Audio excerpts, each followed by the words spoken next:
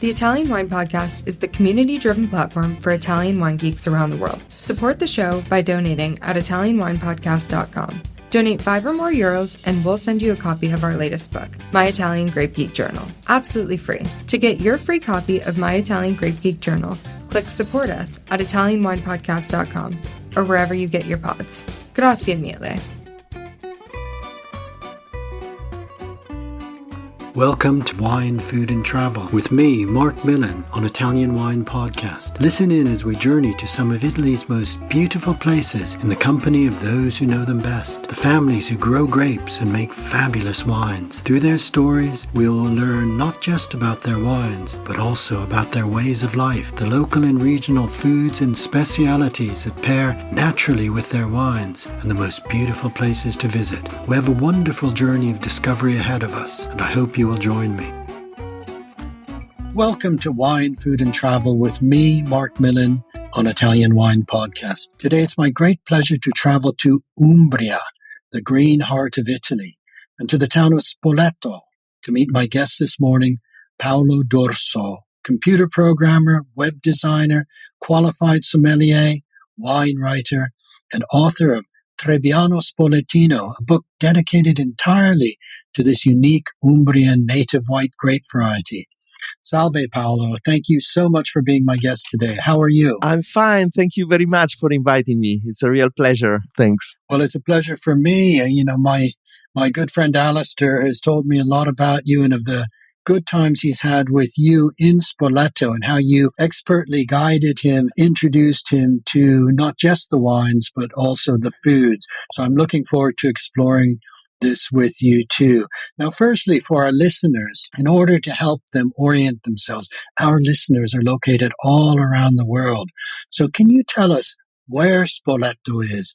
What it's like, maybe something of its history. So we are in central Italy, so of course southern Europe, and Spoleto. It's in the region of Umbria. It's also called the green heart of Italy because of its gentle weather. Here, all the vegetations, all the plants are green all over the year. So right now, all over the country there is minus, and we have plus 12. Oh wow! Also in summer.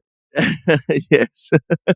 Also in summer, the weather is never over 40 degrees. And consider then south of Italy, Sicily, Calabria, Puglia, it can reach 45, 48. But here the maximum is 40, but normally it's around 30, 32. So it's a perfect environment for olives and for, of course, grapes. So we have wonderful olive oil, extra virgin olive oil, and excellent wine. Historically, Umbria is a region famous for their red wines. Spoleto is just 15 minutes from the town of Montefalco, which is historically famous for producing Sagrantino, which is the most tannic wine in the world. And just to give our listeners an idea, Sagrantino wines normally are about 16 and 17% alcohol, so very full-bodied, strong wines. Normally here, when people go to a wine tasting of Sagrantino, and then if they're stopped by the police doesn't have to ask for alcohol test, because all the lips are painted, because this wine has so much tannin that it looks like lipstick. But thanks God, this region is very easy about drinkers. Because imagine that in all over the region there are only 3 alcohol testers. So if you drank too much and the police stops you, it's just your destiny. It's not bad luck, it's just destiny. So also the region all over has less than 1 million inhabitants. So is not so highly populated. That's why also there are not car accidents normally. How many people live in Spoleto? Spoleto is a small town with about 30,000 inhabitants. Oh, okay, it's quite small. Tell us a little bit about Spoleto. Spoleto is a very cultural town. We have a famous festival started around the 50s called the Festival dei Due Mondi, Festival of Two Worlds, where Giancarlo Menotti, which was a very famous music composer, decided to move to Spoleto and to start this festival, because Spoleto has 6 theaters, and there's a lot of places which are just ready to organize a festival. So the people from Spoleto just started to live together with famous artists. And I remember as a kid, always I could hear music from the windows of the streets where I was having a walk. Right now, culture all over the world is a bit in decadence. So also this festival still exists, but is not that famous like in the past. And Spoleto has also a solid food gastronomic tradition. Oh, I look forward to talking to you about that. We'll talk about food a little bit later. Wonderful. Okay. Spoleto is important historically, too. It's on the Via Flaminia, the Roman road. Yes. And it was important during the time of the Lombards, the Longobardi, the Germanic invaders who came into Italy in the 6th century and established themselves almost over the entire Italian peninsula. So they were quite an important influence. And I know Spoleto had its own duchy. Yes, the duchy. Spoleto around the year 900 and 1100 was the capital of a very large country, which then became the state of the church. So we had the borders of the, let's say, Ducato, Duke of Spoleto, arrived to the seaside from both sides of the peninsula of Italy. And then, of course, the decadence arrived. And Spoleto was, when there was the state of the church, Spoleto was the summer residence of the Pope. That's why we have a castle at the top of the hill of Spoleto, which was built for the Pope.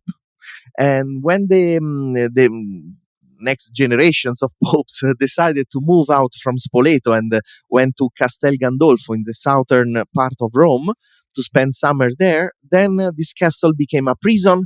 So all the paintings, all the famous stuff that were inside were ruined. And now it's again available for visitors. And so it's no more a prison, of course. And there is a beautiful museum.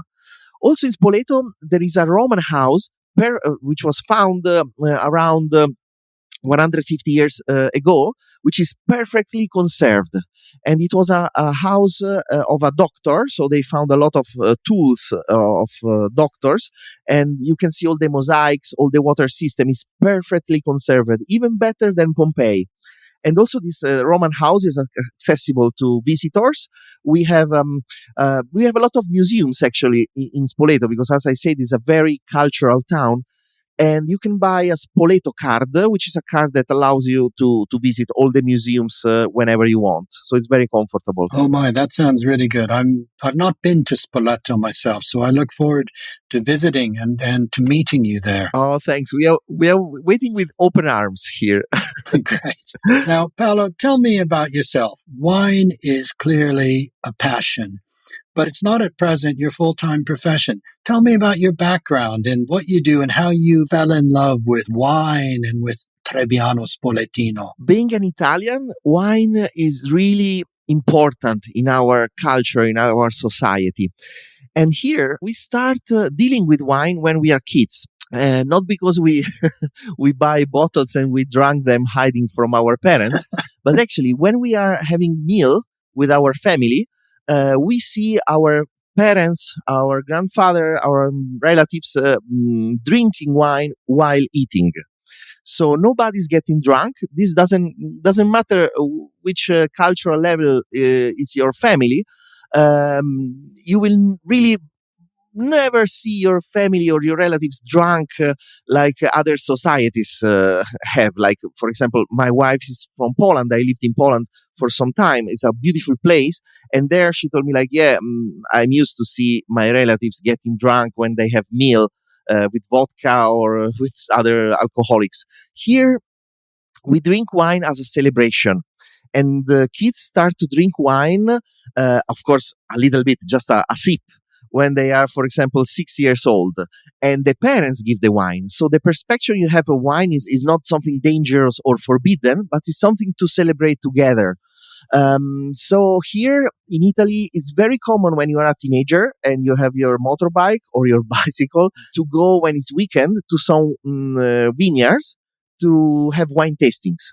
Even when you are a teenager, you are not a wine expert. Just because it's accessible, the prices are really affordable. For example, right now, a wine tasting costs around 10, 15 euro. It depends, of course, what kind of wine tasting, but it's really accessible to anybody. And you always get some bruschette, some roasted bread with olive oil, or some cold cuts together. So you never drink alone. You always eat something when you drink. So you never get drunk. And it's really something very, very deep in our culture, in our society. Not only in I know also in Spain, it's very similar. For example, became curious because living in Spoleto, it means that you are surrounded by 1,200 vineyards, which are accessible in a circle of 15 kilometers.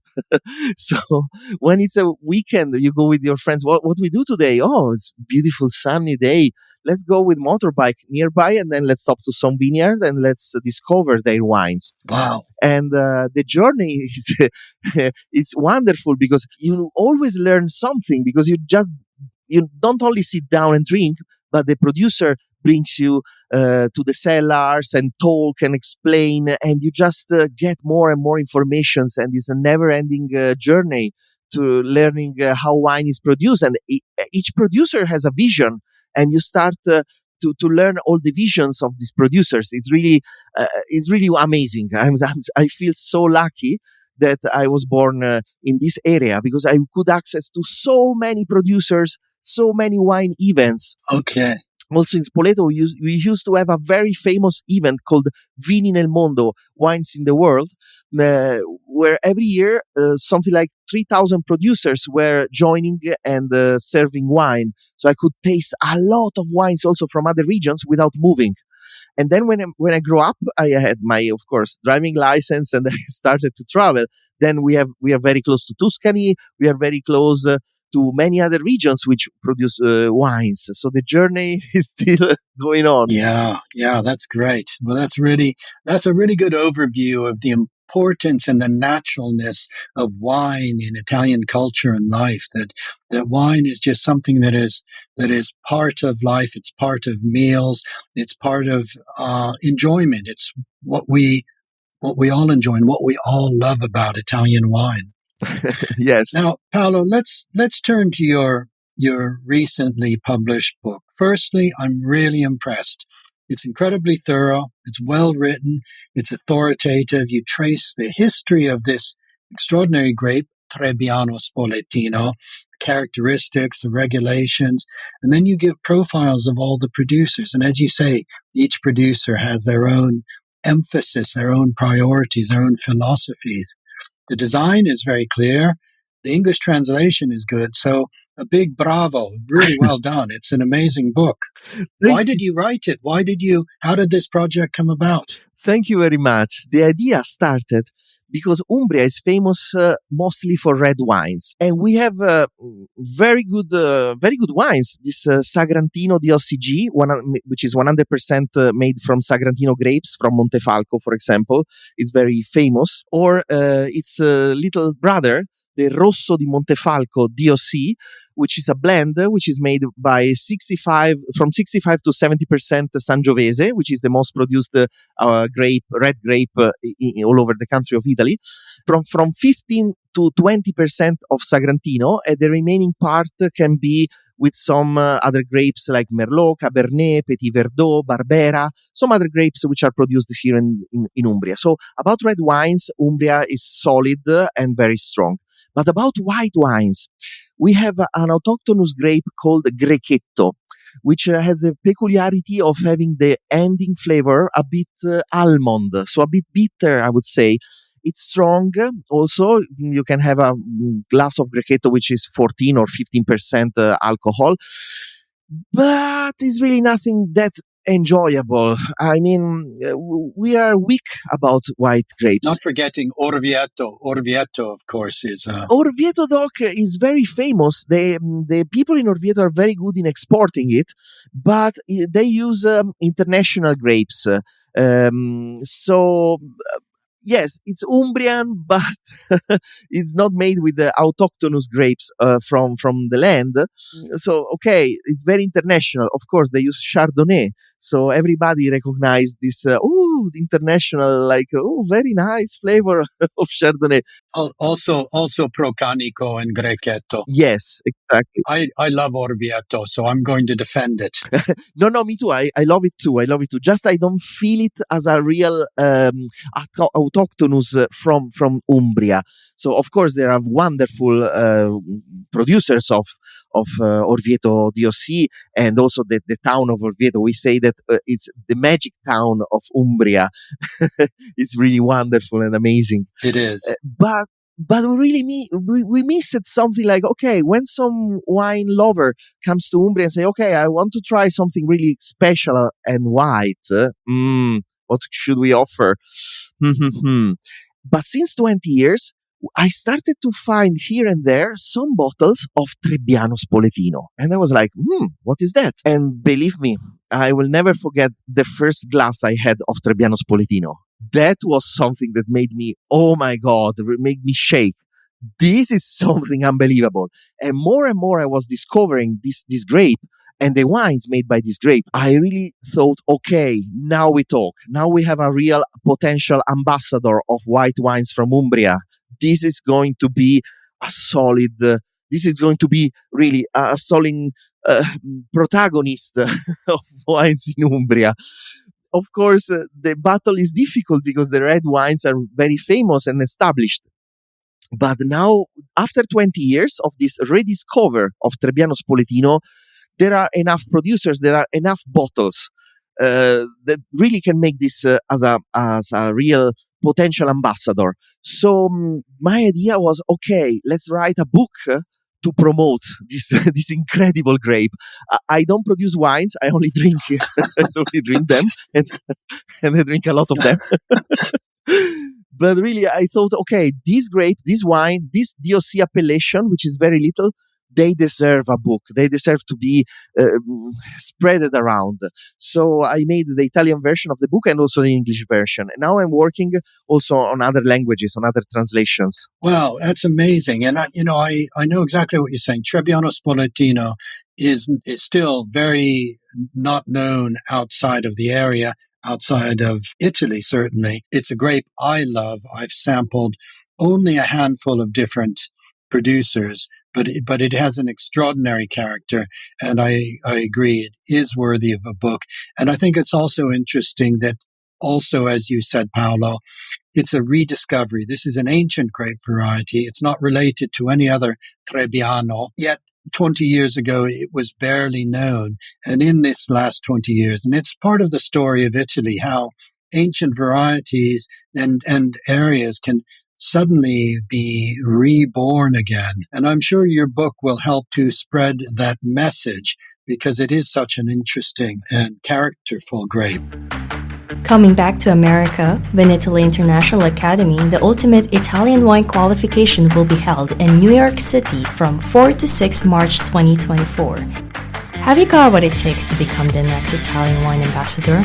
Find out at vinitaly.com. So tell us about Trebbiano Spoletino, and perhaps let's talk about the wine more than about the grape. Tell us about the different styles of wine made from Trebbiano Spoletino and why you like them so much, because there's a vast range of wines from Trebbiano Spoletino, isn't there? Absolutely. What made me also fell in love with Trebbiano Spoletino is the thing that this grape has a strong versatility. So it has a very solid acid base, which is just perfect to make sparkling wines.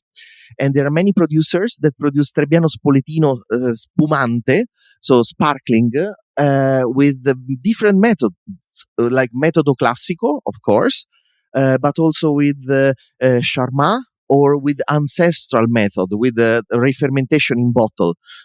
Without filtration. And I have to say that all of them are just wonderful and just perfect for any happening, anything you need to celebrate. Just open a bottle of Trebbiano Spoletino sparkling, no matter which producer, And oh my God, all of them, they are just incredible.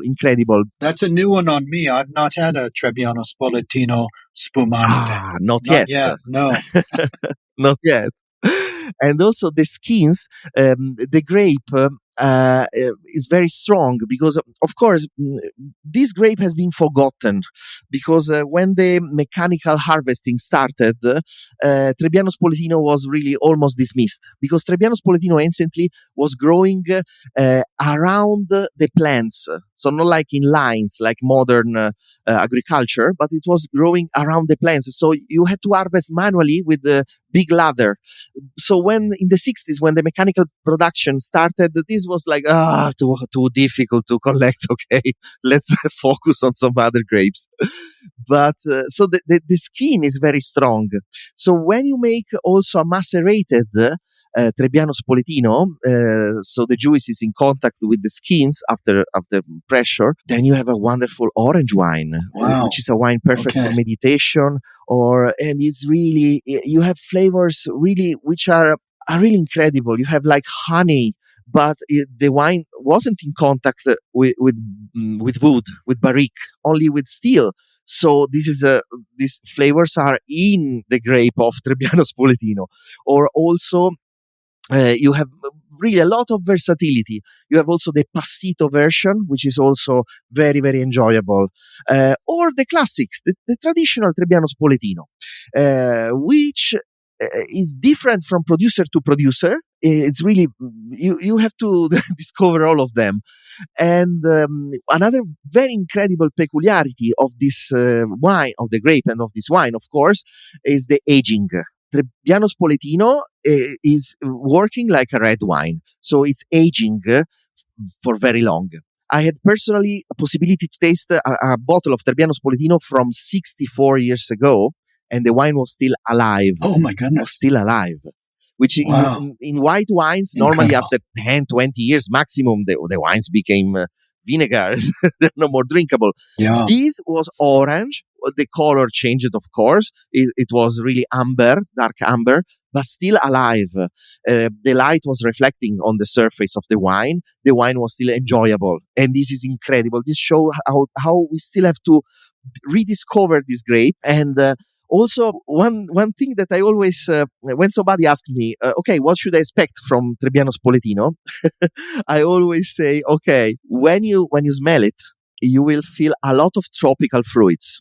Ananas, mango, papaya. Yes, I recall that. Yes. So you will expect that your brain immediately goes with something like, oh my God, this is going to be very fruity and sweet. Oh, Gewürztraminer. Oh my God, I will drink one glass and then, no, I will change it. But when you drink it, you are totally surprised because the minerality is so intense. It's like, we say, it's like a punch in the face because it's something unexpected. And then in the palate, even young bottles of Trebbiano Spoletino are evolutive in your palate. So the beginning of the taste, you feel some fruit, some flowers, and then you feel a lot more at the end. And it's really, wow, a journey into Umbria. It's a postcard of Umbria. You feel the sun, you feel the fresh air, you feel all the grass, you feel the mountains. It's really a good ambassador of Umbria. Well, you've described it absolutely wonderfully. I agree from the examples I've tasted. You've described as some of those sensations and, the concentration and those tropical fruit notes in a powerful white wine, a white wine that's almost like a red wine in its concentration and power. A white wine you don't want to drink too chilled, I would say. Would you agree? Exactly. Especially the orange version, so the macerated version. You can drink it. Just keep the bottle in where you store bottles, not in the fridge. For example, I would drink it 16, 18 degrees. Yeah, and it's wonderful. It's really each glass, each taste will last very long, and not in a way that bothers you. Just in a way that when you see the glass that is empty, oh my God, I want one more. Now, Paolo, Trebbiano Spoletino, I'm sure you would agree, is very much a wine to enjoy with food. As you say, in Italy, wine and food always are enjoyed together. So this is a good opportunity to turn to the gastronomy of Spoleto. When our listeners knock on your door and come to visit you, and when I come to visit you, what would you be saying if you're here in Spoleto? You must eat this. What are the piatti tipici that are really most important to enjoy with Trebbiano Spoletino, or else perhaps with a glass of that Montefalco Sagrantino?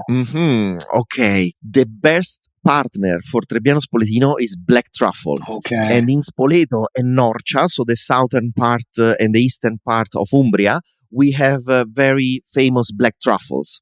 And according to the season, we can have the summer truffle, which is less flavored, but you just need to put a bit more of it.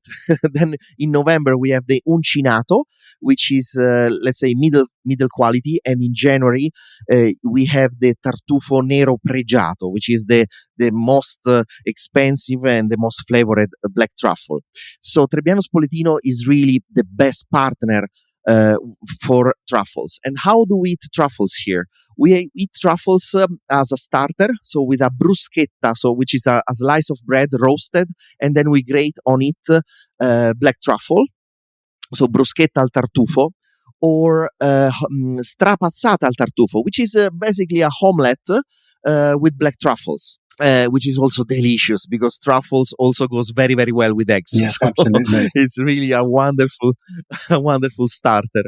And also with pasta. And we have a local pasta from Spoleto called strangozzi, which are like, let's say, between spaghetti and tagliatelle as a shape. So it's a long pasta, homemade, and is made only with flour and water, so no eggs. So it's a fresh pasta that cannot last long. You cannot make today and cook it tomorrow, because then when you cook it, it will just melt in the water. So you must make it quick and eat it. And on top, after, you grate black truffles, a little bit of extra virgin olive oil, and wow. And a glass, if you have glasses which are 75 centiliters, otherwise I would say a bottle of Trebbiano Spoletino. Paolo, it's January as we're speaking. Are you enjoying the tartufo nero pregiato at this time? Absolutely. Actually, today I will have strangozzi with black truffles because some relatives which collect truffles, and we do with dogs here in Italy, not with pigs like in France. Okay. And the reason is very simple why we use dogs, because these animals are addicted to truffles, and try to stop a little dog from eating a truffle, or try to stop a huge giant pig to eat a truffle. So it just makes sense to use dogs, tiny little dogs. And we have relatives that collect truffles, so they brought some of this special variety of black truffles. The difference is it's also in the color. So the summer truffle outside they are all black. But the summer truffle, when you open inside, is mostly gray. The uncinato, this middle variety available in November, is brown, and the tartufo pregiato di Norcia is black outside and black inside. And you really need just a little bit because it's super flavored and delicious. And you'll grate that on the pasta with some olio extravergine, the new oil, I guess, now. Yes, exactly. There is a big celebration around October and November. It's called the Frantoi Aperti. Frantoi are the mills where olive oil are, where the olives are squeezed, and they are open to public. So you can go there. Actually, I went there this year with my kids, and the big one is big enough. He's 3 years old, so he enjoyed a lot, all the noise, but all the smell and all the people celebrating when the new olive oil is going. We always celebrate with a glass of red wine. And also there are people making bruschetta. So the old grandma, they are roasting the bread, and then we try immediately the olive oil. It's that's a wonderful happening. Wonderful celebration. Wonderful. What are some of your other favorite dishes that our visitors, our listeners should try when they're in Spoleto? Well, the area is also famous for the meat. The reason why the meat here is so good is because we have a regional law that forbid the animals to be stored in cages. If you have animals for meat or for cold cuts or salami or whatever, they must be free. Norcia is very famous for salumi, isn't it? Yes, exactly. The Italian word norcinerie, which is the generic word for all the cold cuts, comes from the name of Norcia, because historically, since the Roman times, the butchers of Norcia, they had the best recipes, the best way to produce salami and prosciutto, ham. So, and still now, the prosciutto di Norcia is a very good partner for Sagrantino or Rosso di Montefalco, for example. And the people that comes in this part of Umbria, I really suggest to try our meat. We have meat from cow, which is called tagliata, and basically is cooked and sliced, and is very tender, very, very, very delicious. The variety of cows that we have here is the same. It's called Chianina, and is the same variety where in Tuscany they make Fiorentina. Also, Fiorentina is accessible here in Umbria. It just costs the half because Tuscan people are more marketing, let's say, than Umbrians. Umbria and Tuscany, we are so similar. We are like brothers. We love each other and we challenge each other. So. Okay, so I can imagine that that Chianina cooked over a wood fire with a glass of, perhaps with the Rosso di Montefalco, yes, or the Sagrantino, but maybe the Rosso would be really splendid. Yes. And cinghiale, wild boar, I imagine that too is a dish you enjoy at this time of year. Yes. Okay. And the wild boar, we always pair it with Sagrantino, 100%.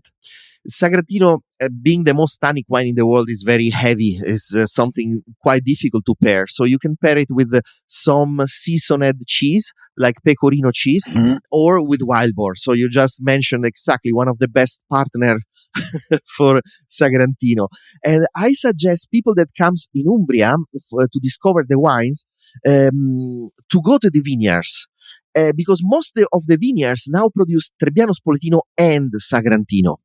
So also in Montefalco, not only Spoleto, the producers are making both wines. So it's a beautiful journey. You can start with Trebbiano Spoletino and then go with Rosso di Montefalco and then go with Sagrantino and end with Sagrantino Passito. Or even coming back to Trebbiano Spoletino Passito, which is always solid enough and strong enough to go even after red wines. Because we are talking about, it's a white wine, but it's very creamy and it's 17-18% alcohol, so very solid. So this Passito di Trebbiano Spoletino, tell me a little bit about that. And maybe is there a typical Umbrian dessert or pastry that you would have with the Passito? I know the Passito di Montefalco, the Sagrantino Passito, has that beautiful blackberries and, it's still the strong tannin, and it never tastes too sweet. Yes. Magnificent dessert wine. But tell us about the Passito di Trebbiano Spoletino. So basically, when there is a harvest, part of the grapes are stored on some metal nets horizontally for a couple of months, 3 months. So all the water is going away, and you have a very concentrated juice when they are squeezed.